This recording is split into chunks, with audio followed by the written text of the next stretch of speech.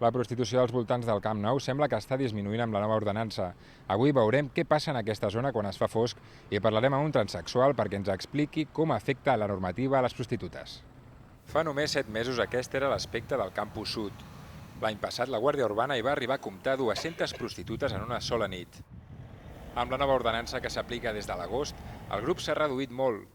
El dia que n'hi ha hagut més eren una 60.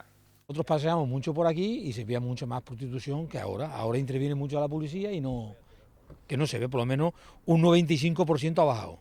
Porto 3 anys aquí a la universitat i han baixat, però han baixat més aquest any respecte a l'any passat.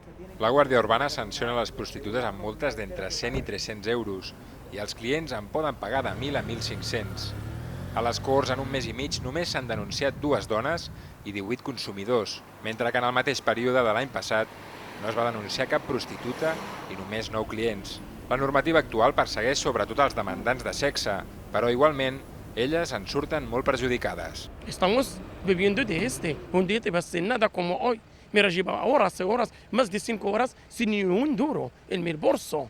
El día que más te vas mucho, por 40, y 2 clientes que te aguantas la mierda. Y me fui a pedir un trabajo y la gente no quiere llevar porque un travesti, un circo, un asco, un ridículo.